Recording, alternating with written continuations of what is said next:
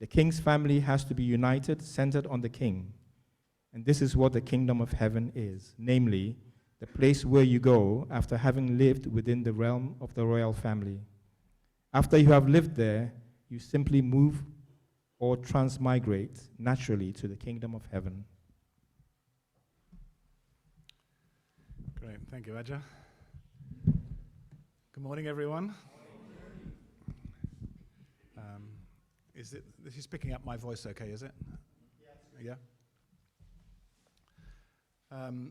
There were 4 parts of the family pledge which I wondered about. What does that mean? A few weeks ago I gave one on to strive every day to unite the spirit world and the physical world. And I did one on moving heavenly fortune. What on earth is heavenly fortune? And an absolute obedience, number 8, that phrase. And this one, the realm of the royal family. What on earth is meant by the realm of the royal family? Recently, with the passing of Queen Elizabeth and the outpouring of love, reverence for her, made me think of this sermon.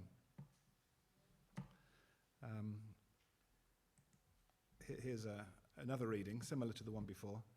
The 3rd verse of the family pledge is, "Our family, the owner of Chanoguk, pledges to perfect the 4 great realms of heart, the 3 great kingships, and the realm of the royal family by centering on true love." Adam and Eve would have fulfilled the 4 great realms of heart and the 3 great kingships had they not fallen.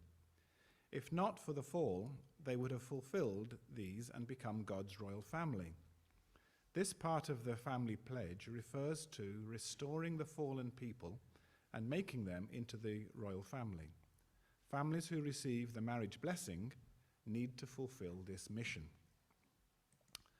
So, of course, in your mind at the moment is Queen Elizabeth and King Charles. But try and forget that for a minute, and what would you think, or what did you think when the word king propped up? If you heard of a king, what would you think of this? I don't know if you can see that. So if you're not British, who's that? Henry VIII, well done, well done. He had lots of issues and lots of wives. Or maybe you think of this, Lion King. Or maybe you think of this.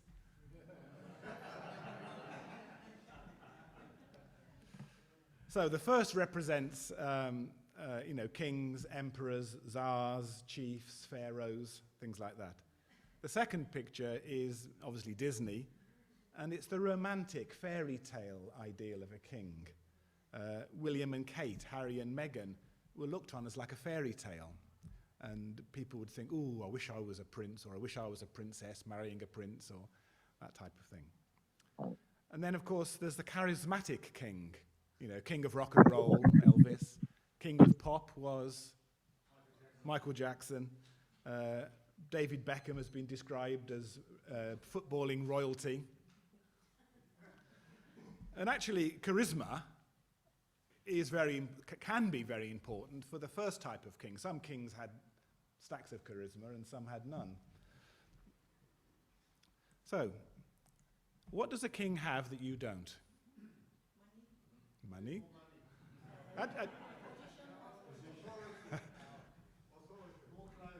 More clothes. A palace. I mean, actually, there was a time when the emperor in Japan had no money, and he had to sell poetry to survive. So, yeah, there's many different things, who would not? So, what I want to focus on is sovereignty. A king has sovereignty. And sovereignty is power, authority over a certain area. So power is the ability to influence someone to do something they would not have done. You can, in one way or another, you can force people to do something. And you have the authority to justify that power. That's also important, again, over a certain area. So that sounds good, doesn't it? Who would not want to be a king? To have power and authority over a certain area. But how did they get that authority? How did kings get their authority? Well, many of them just inherit it. King Charles became king the moment his mother died. You know, the Queen is dead, God save the king. It's instant. Many kings in the past got their position through conquest. They had an army. 1066, who was it? William the Conqueror got an army together and invaded the country and became king. But of course, he still had to get an army to follow him. And Alfred the Great, do you remember Alfred? Who's heard of Alfred? Who hasn't heard of Alfred the Great? Everyone's heard of Alfred the Great, great. He hid for 5 months in a swamp after being pushed back by the Danes. And in that swamp, he convinced an army to support him, and he came out and pushed the Danes back. So he had that charisma to get people to follow him, even though he was living in a swamp. Also, kings, monarchs get their legitimacy from a higher power. So Alfred was taken to Rome by his father, and he says, while he was there, the Pope blessed him to be the king of, I'm not sure what area, Britain, England, Wessex, yeah, anyway, to be king when he got back. And he took the throne from his nephew. Charles will be anointed as king. He doesn't need that anointment. He's already king. But we go through this ceremony. Apparently, it's hardly changed over 1,000 years, the ceremony that he'll go through. And it's a religious ceremony, and it'll be full of symbolism. I don't know what all the symbolism is, but he'll have oil put on his head, which taken from the Bible, things like that. And it enforces the concept of the divine right of kings. The kings have this right from God. It comes from God that he has the right to be the king. In China, they call this the mandate of heaven. And under the mandate of heaven, you didn't have to be of a noble birth. You just had to be qualified to do the job by being capable.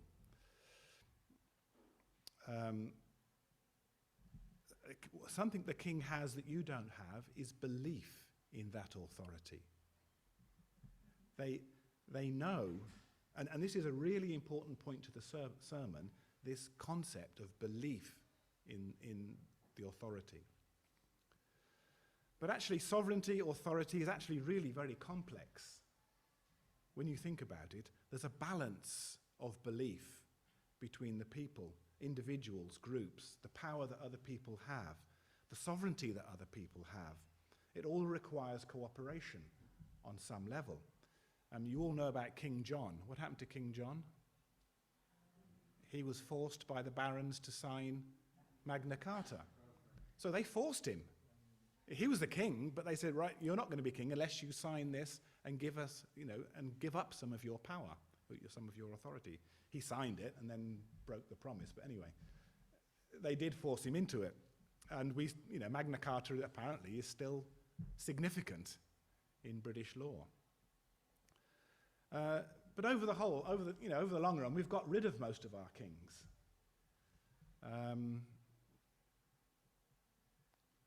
I'm sure it was there were providential reasons for that, but ultimately, the reason they lost is because they lost their moral authority. They lost the right to be king because they behaved in a bad way. That was one of the reasons, anyway. So, do you have any sovereignty? Do you have any power or authority over a certain area? Yeah, even smaller than that, yourself. You have sovereignty over yourself. No one has the right to grab hold of you if you don't want them to. Unless you're a little child, then your parents have sovereignty over the children. They have that right to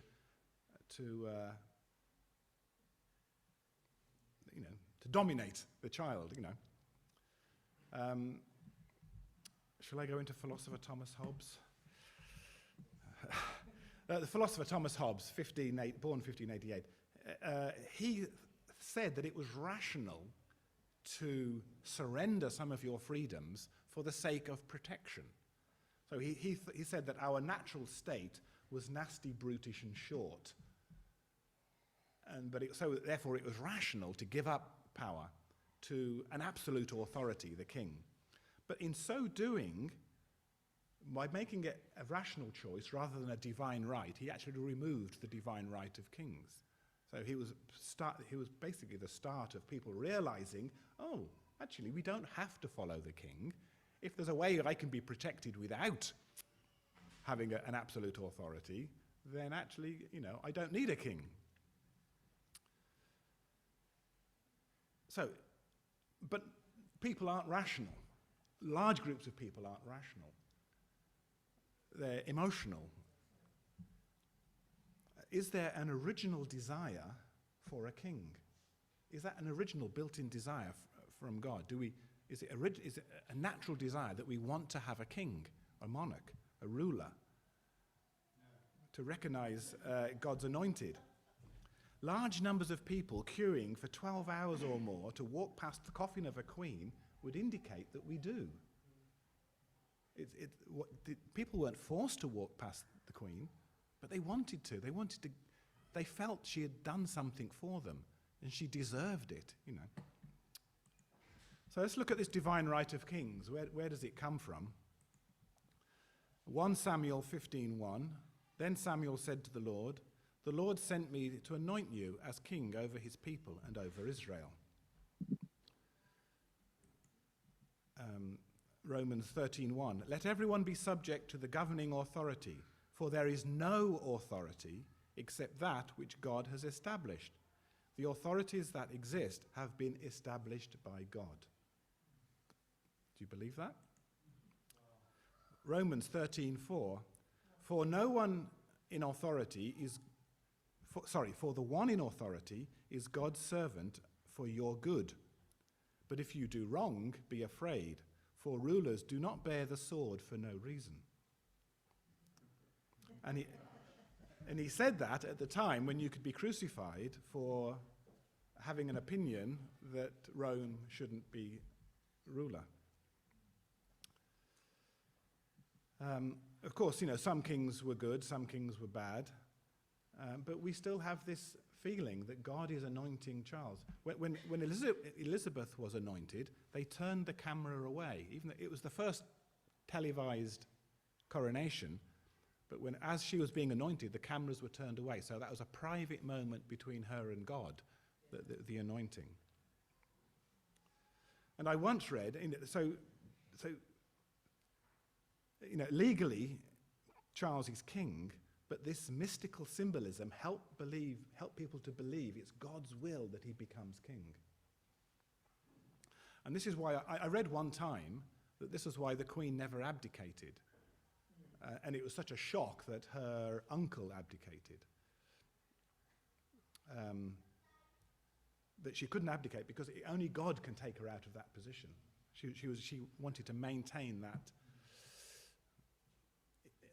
impression, image, belief.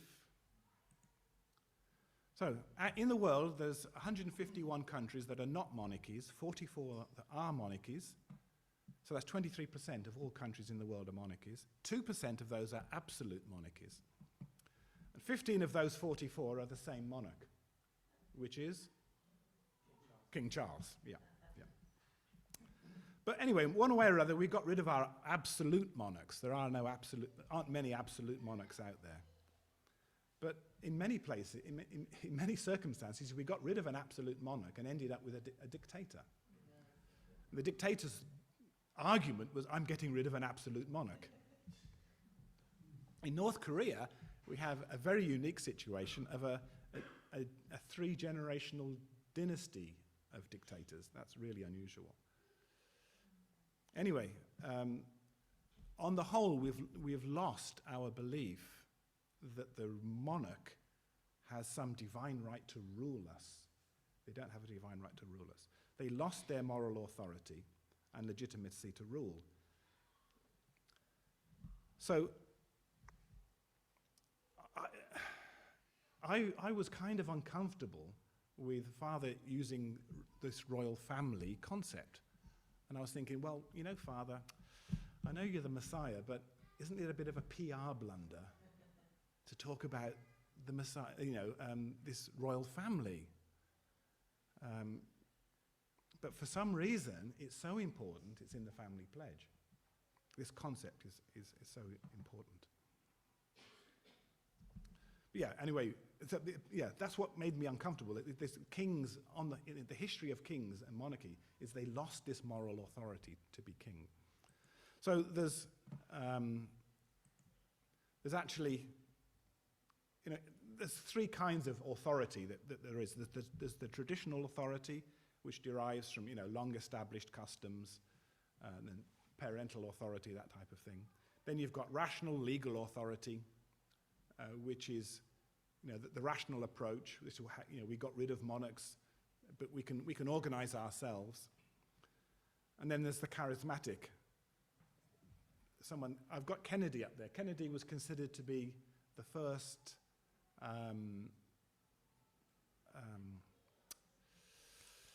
president to really use television. He had that charisma to be on the screen and to influence people. So charisma had became more and more important because of the television age. But it's still important, to convince people that you are the right person to lead. It really helps if you've got some charisma. So, not including moral authority, these are the main authorities that people use. And sometimes, looking at America, you think that charisma is more important than anything else. Being good in front of the TV or being able to win people over is more important than having any kind of knowledge or being good or. Okay. Let's look at Queen Elizabeth II. And I'm sure you must have heard this several times recently from her 21st birthday speech, 1947. I declare before you all that my whole life, whether it be long or short, shall be devoted to your service and the service of our great imperial family to which we all belong. And also the first Christmas broadcast, 1957. I cannot lead you into battle. I do not give you laws or administer justice, but I can do something else. I can give you my heart and my devotion to these old islands and to all the peoples of our brotherhood of nations.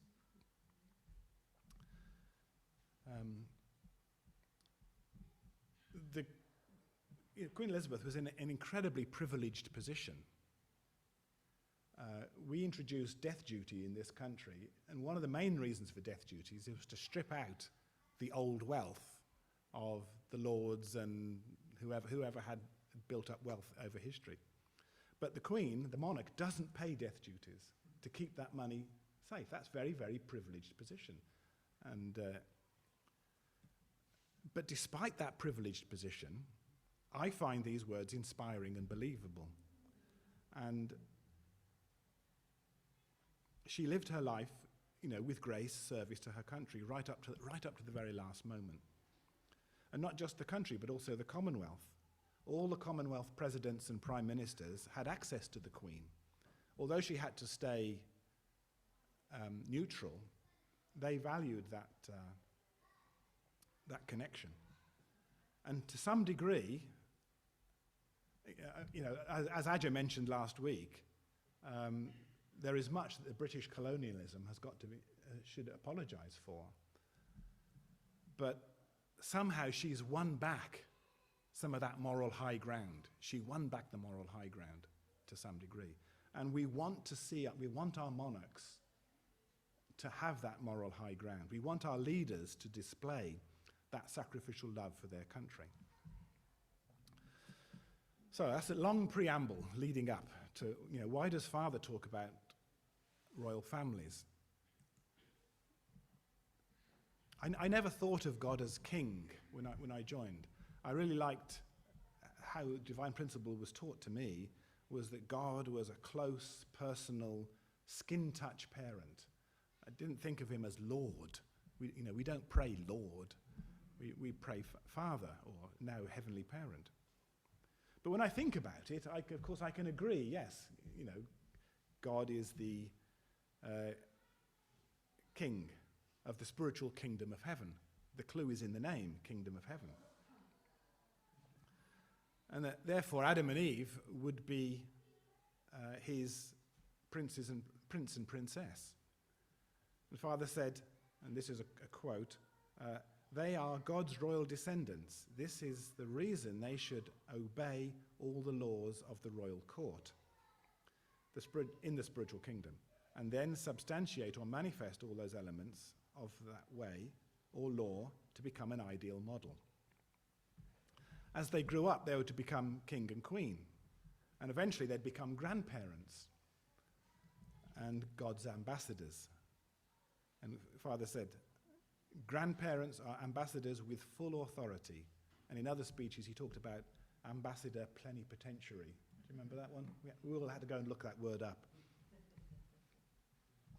But still, accomplishing these kingships, child of the future, parent is current, kingdom of the present, grandparents, kingdom, God's kingdom, the first kingship, God's kingship. But this is we're still talking positional, hierarchy, and hereditary. You're still open to the accusation, who are you to call yourself king? So this is why Father also talks about the 4 great realms of heart. And I'm sure you've read all this before.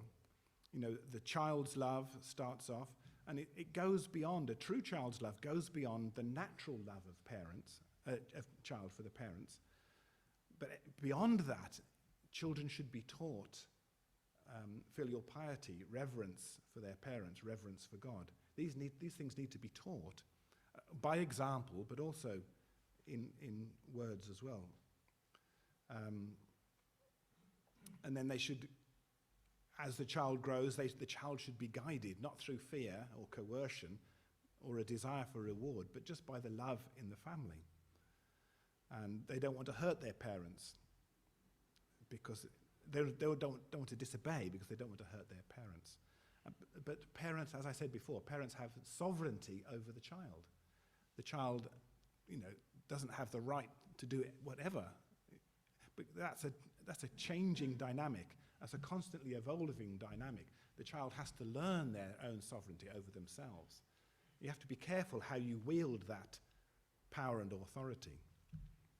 And then there's true sibling love. Children realize there's not just parents, but there's also brothers and sisters.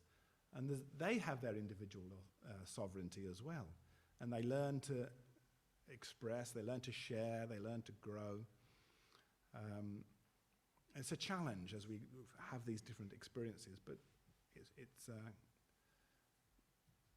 they're growing to understand other people and loving other people, and they extend that outside of the family into the world. Have you heard of the little emperor syndrome? It was an expression in China with the one-child policy. So many one-child families. That one child gets all the attention, all the devotion, and they don't learn siblings. And they demand this and they demand that, and especially as more money's being available. Actually, as I was reading up about this, they said there's not a lot of evidence for it. But anyway, it's still a concept that's there. We've all seen kids like that. And then the next level, true conjugal love. The husband and wife, they subordinate themselves voluntarily to the sovereignty and the dignity of the other. So there is sovereignty within the family between the two of them. And they just give themselves to one another for their commitment, their development, their well-being, and so on. Anyone know what the Hebrew for husband is? Baal, which means Lord or Master. Do wives think they should be calling their husband Master or Lord? But this is not what we teach. This is not the four great realms of heart. This is not this surrendering to the other, both surrendering to each other. And then, of course, true parental love. We learn to become like God, love like God, as we become parents of our own children. And we wield that authority that we have, that power and sovereignty over our children in a beautiful and caring way. So it's easy to see how these four great realms of heart one contains the other. As you get wider, the wider one contains the level below. In each layer, the heart is growing. And it's really beautiful. This explanation is really beautiful if you hear it done well. So why not just focus on that? Why introduce this concept of royal family? This is enough, surely, to teach people. To children, parents are like king and queen. They do have absolute authority over them as parents.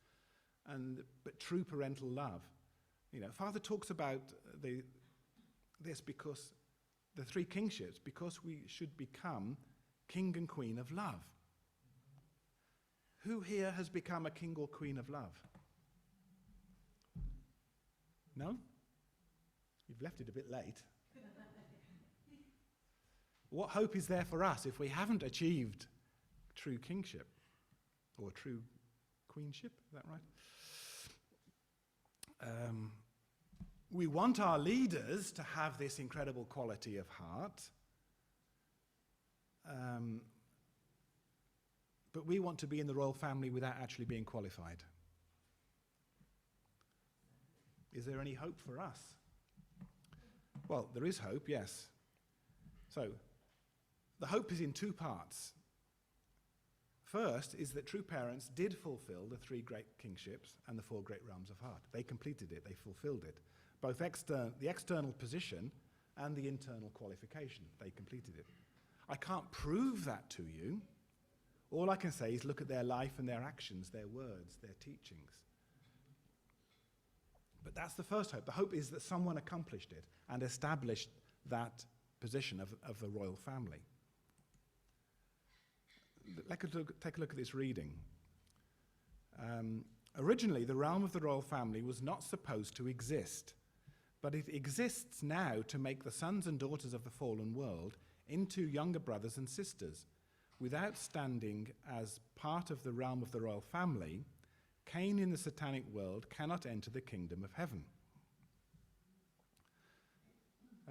So why does Father say that the realm of the royal family wasn't really needed in the beginning? Why was that?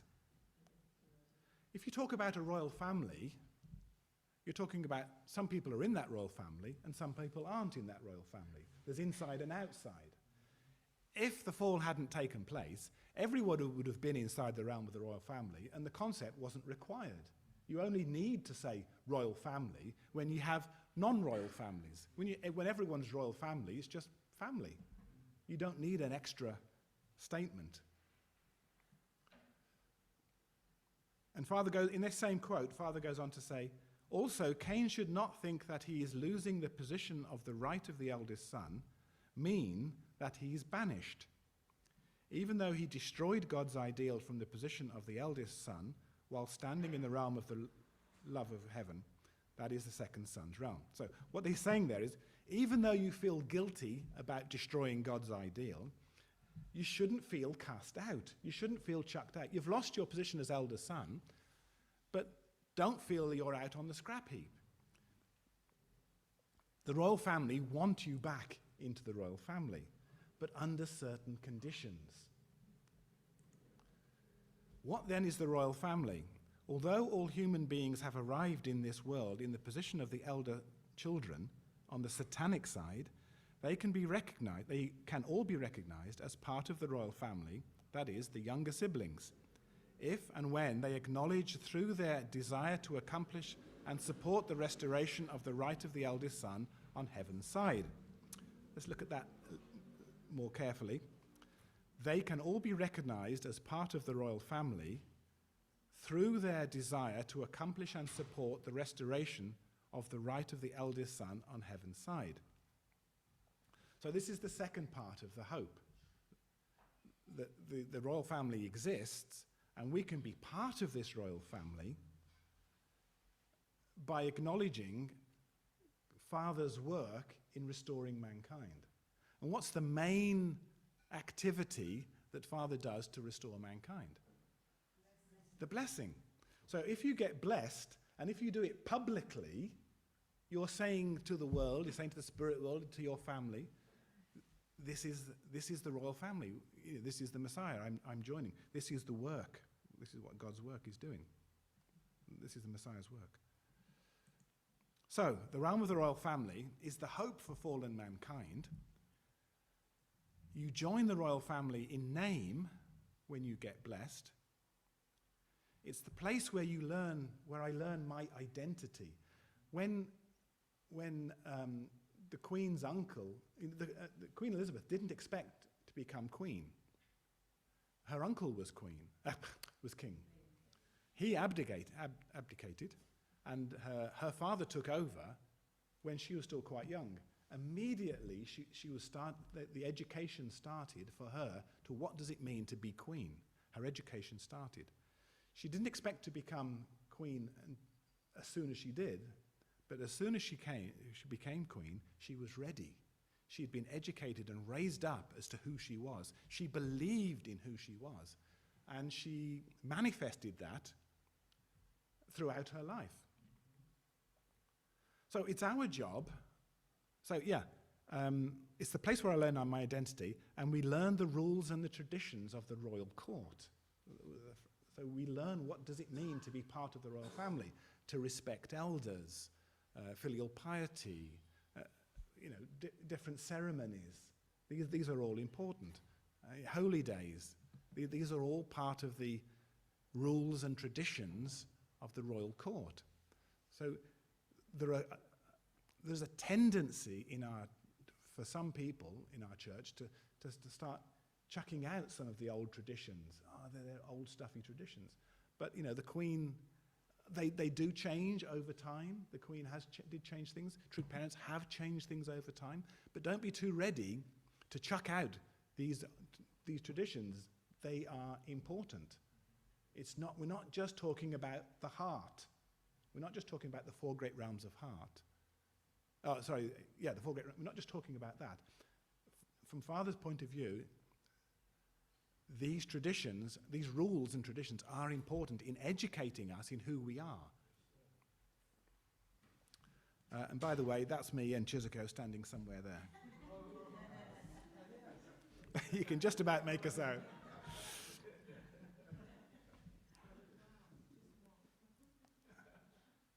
When I walked over, I was closer on Mother's side, and I got this great big handful of water. I was baptized. One more. This is the last slide. How long have I been talking?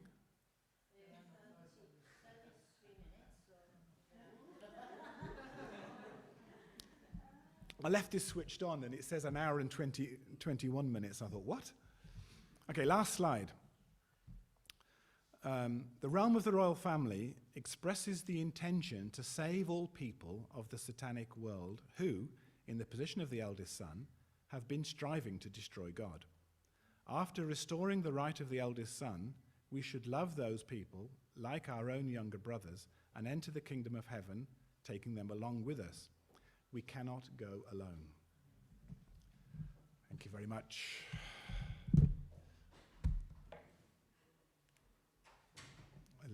Let's pray.